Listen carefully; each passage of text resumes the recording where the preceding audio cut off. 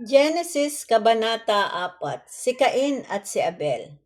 Sinipingan ni Adan ang kanyang asawa at ito'y nagdalang tao.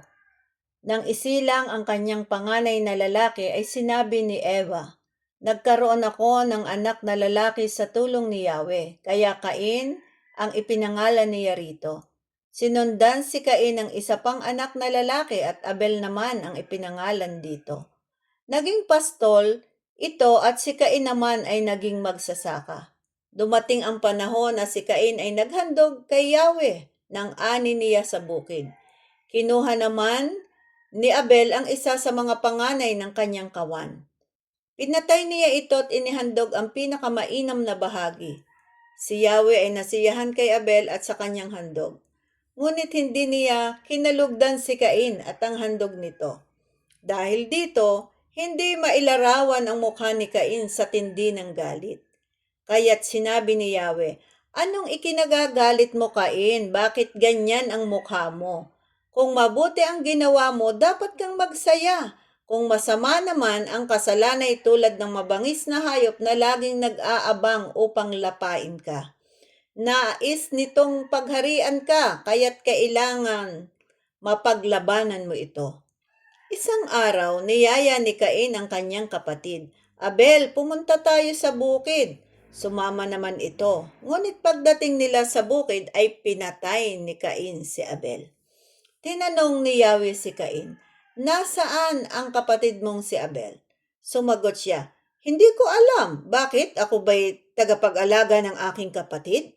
At sinabi ni Yahweh, "Cain, ano itong ginawa mo? Sumisigaw sa akin mula sa lupa ang dugo ng iyong kapatid at humihingi ng katarungan.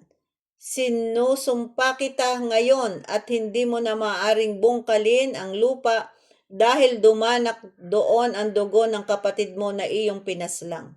Bungkalin mo man ang lupa upang tamnan, hindi ka mag-aani. Wala kang matitirhan at magiging lagalag ka sa daigdig."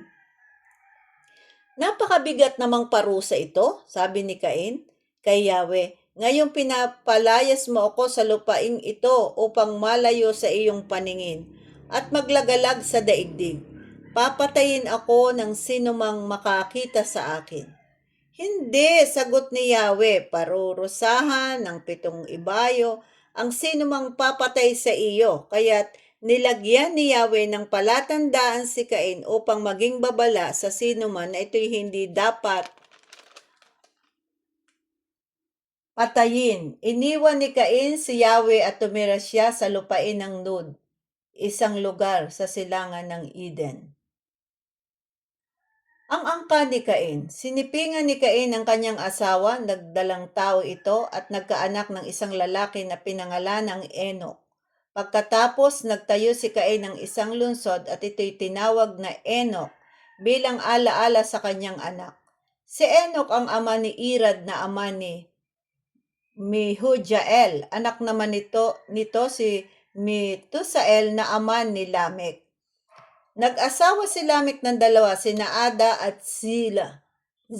Naging anak ni Ada si Jabal, ang ninuno ng mga nagpapastol ng mga baka at ng mga tumitira sa tulda. Kapatid nito si Jubal na siya namang ninuno ng mga manunugtog ng alpa at flauta.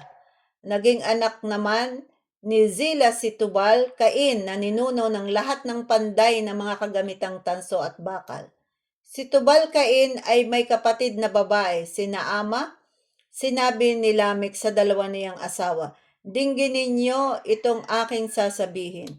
Ada at Zila, mga asawa kong giliw, may pinatay akong isang kabataan sapagkat ako'y kanyang sinugatan.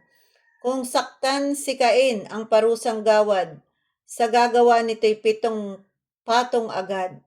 Ngunit kapag ako ang siyang sinaktan, 77 patong ang kaparusahan." Ang angka ni Seth. Muling sinipingan ni Adan ang kanyang asawa at ito'y nanganak ng isa pang lalaki. Sinabi ng ina, "Binigyan ako ng Diyos ng kapalit ni Abel na pinatay ni Cain." At ito'y tinawag niyang Seth. Si Seth ang ama ni Enos.